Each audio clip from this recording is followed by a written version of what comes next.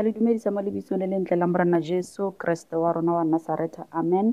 Nna leina la ka ke nna Louis Samuel, ke moithuti wa diploma le Disciple School of Ministry.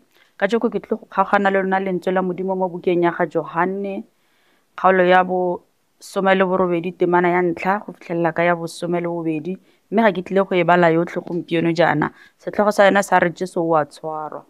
Lentswe la Modimo mo bukeng e le re Kriste o ile a tsamaya le baruta ba gage ba ya mo ba neng ba tlwaetse go dula teng ba rapela kgotso ya Modimo. Ya re ha ba santsane ba le foo, Judas yo a mo ekileng a tla le ba Farisai. Ya re ha tlhagella le bone Kriste o na tlhagella a ba botsa gore le ne le batla mang. Hallelujah. Ba moraba batla Jesu wa Nazareta. Se se ileng sa makatsa ke gore Jesu ga sena go ba re ke nna yo Jesu wa Nazareta. Lentswe la Modimo mo bukeng ya ka le re ba ile ba boela kwa morago mme ba wa kgotso ya Modimo. Lentswe la Modimo le re seo se re supetsa gore ba ne ba sa buile motho fela. Hallelujah. Ha ntse ke ya ka lentswe la Modimo mo bukeng ena kgotso ya Modimo batlhanka ba Farisai bana le batlhanka ba neng ba tlile le bone ba priesta ga mmogo le Judas Kriste ba ba botsa gape gore le ne le batla mang. Ba re Jesu wa Nazareta. A ba ra re mme ke nna yo Jesu wa Nazareta.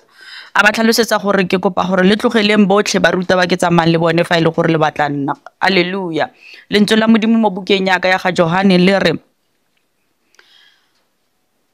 Judas o na le bone na le ka mogare ga bone batho ba neng ba tle go tshwara Morena Jesu. Lentswe la Modimo le re tlhokomele gore re na le bo mang ka nako tsotlhe, e ka nna ka ko mesebetsing, e ka nna ko mesebetsing, e ka nna ko kerekeng, e ka nna mo mekgatlhong efe kapa efe. Le itse gore go na le batho ba ileng goreng ga ba bue mission o le mong le lona. Hallelujah.